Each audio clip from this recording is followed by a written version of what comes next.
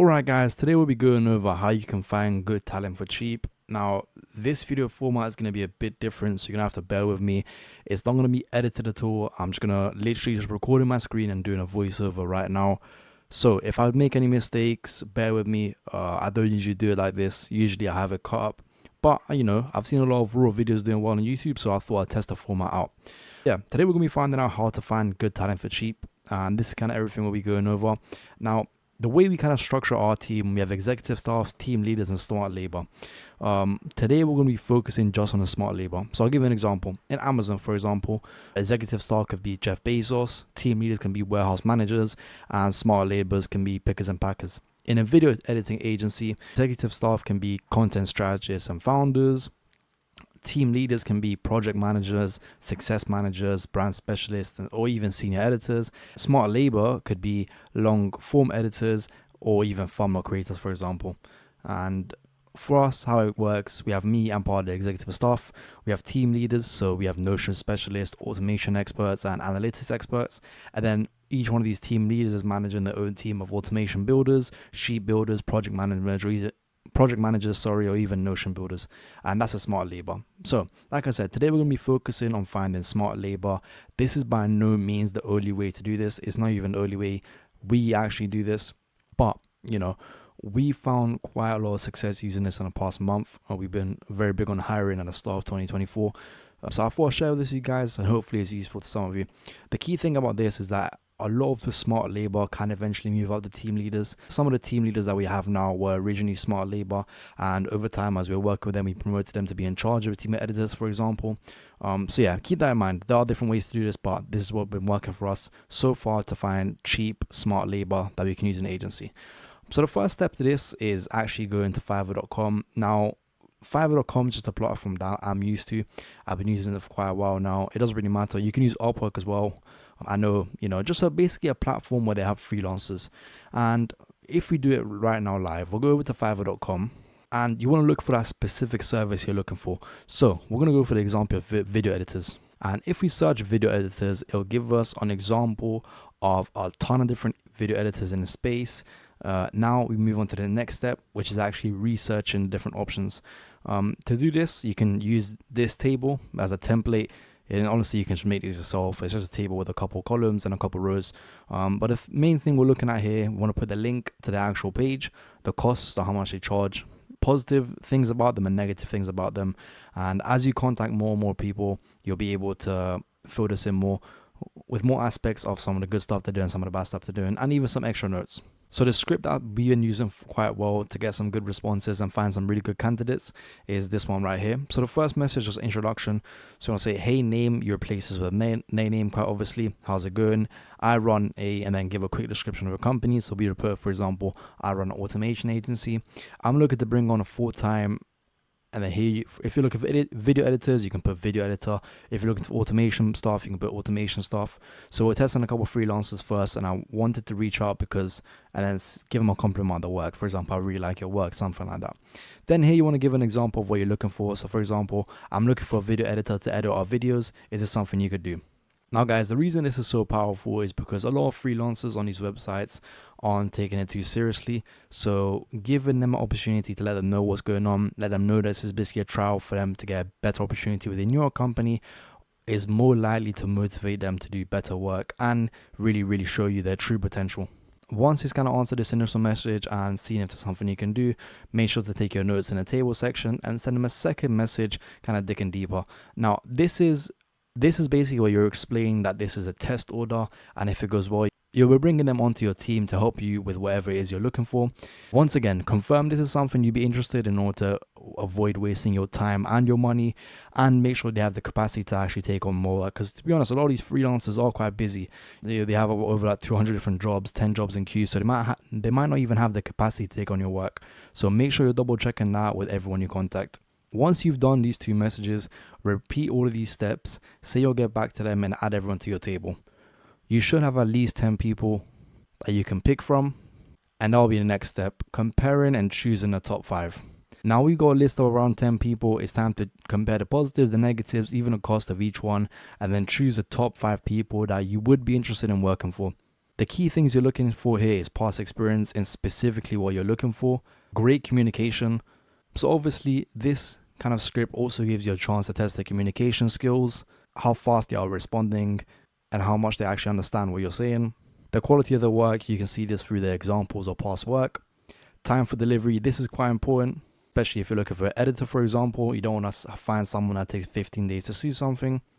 And you don't want to find someone too expensive. At the end of the day, if you go back to our diagram, this is just smart labor. You know, you shouldn't be paying these guys more than £10 an hour, at least to start with, especially for a skill like video editing, which you can find overseas for quite cheap. Once you've chosen your top 5 guys from your table, delete the rest of them and actually purchase a service. Now, a pro tip I'll give you right here is don't give them everything. You know, you're looking for people that can solve problems and you don't want to constrict them to certain boxes. Give them opportunity to actually show them your skills and their potential. So what I do, for example, I don't give them much information. I basically say, this is a test. I want to see your skills. Do whatever you want to do so I can get understanding of your skills and if you'll be a good fit for the company. Now, once again, this is subjective and you don't have to do this, but it's something that I've found works quite well when finding staff from overseas. Now that you've bought for at least 5 people, it's time to actually wait and review their work. Now, don't be surprised if a lot of them delay their initial times. Realistically, in a week, you should have all your work done. Anyone that takes longer than a week, you should heavily consider bringing on, unless their work is really, really good. Once you've actually received all the work, it's time to review everything. The first thing you need to look out for is effort applied. This is going to be a big thing. Right now, you're not looking for specific skills because once again, we didn't give them everything. We just want to see if they have potential. Make sure that you can kind of tell that they put a lot of effort into that initial program, especially because using that messaging script I showed you earlier, they already know that this is for a big opportunity. So if they were genuinely interested, they put a bit more effort into it. Secondly, is similar to what I said before, look for great communication. Bringing someone onto your team, a very important part is communication. So there's no point doing this if they're not going to be able to communicate with you throughout the project. Time to deliver, take into account if there was any delays, why there was delays, and write it down. Now, one thing I'd also always suggest is to make a revision, even if the work is good. This is just to sense their attitude, how they react to the revision, and if they're actually trying to help you. And last but not least, you have demonstration of potential. So once again, guys, hey, you're not looking for exceptional skills in whatever it is you're looking for because we didn't give them much. We just want to see their potential. If you can tell that they have some sort of potential, then that's way better. However, if it's not exactly how you want it, don't really stress about that because they didn't have the kind of training that you have and that you will give them in the future. So you have to kind of look for the potential in order to give them a chance to prove you. Once you've taken into account all of these factors, it's time to move on to the last step, which is actually picking the top workers and testing them out. Now, I will suggest starting off with a project by project basis and make sure to move this conversation off Fiverr. Fiverr and platforms like Upwork get really annoyed if you try to take their freelancers away from the platform. So say something sneaky along the lines of, have you got Instagram so I can shout you out? Do you have email that I can reference in my website? Something along those lines. You want to take that conversation off that platform, and from there you'll be able to negotiate lower rates as well because they don't have to pay their fee to that platform. But yeah, start on a project by project basis. If they continue performing well and they react well to your training, then just bring them on full time. And now just rinse and repeat this for different team members and different departments. This is how you build a team of really cheap, smart labor. And eventually, like I said, make sure to tell them that this is something that in the future they can be promoted to team leaders and running their own team. Some important notes to look out for before I let you go. Firstly, give everyone a chance.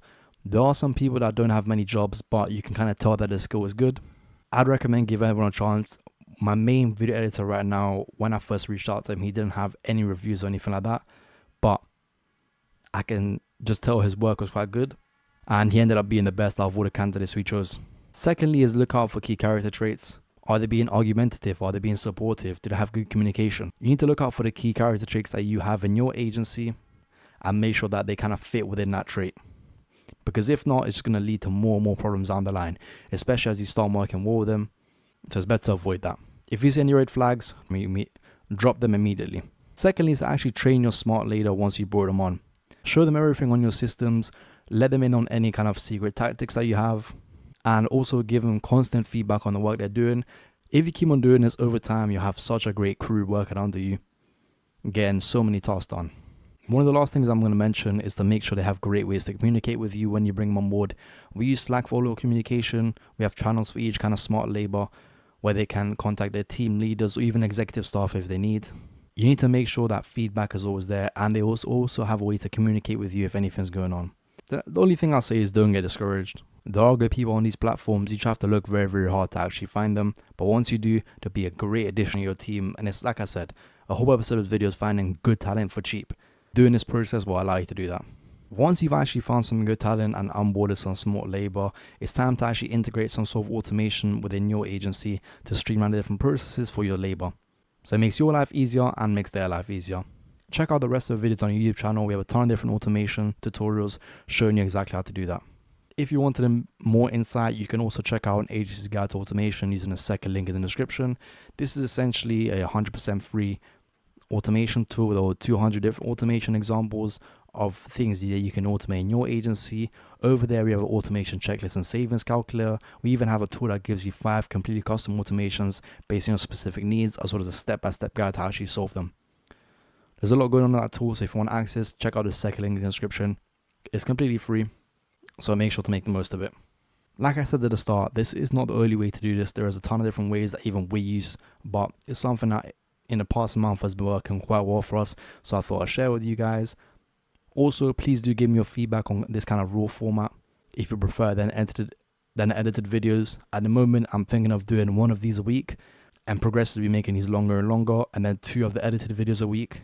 But that all depends on how this video performs and what you guys think. So please share your thoughts. Let me know what you actually prefer.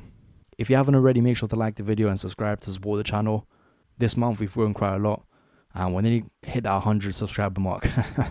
So thank you for your support, and yeah, I'll catch you in the next one.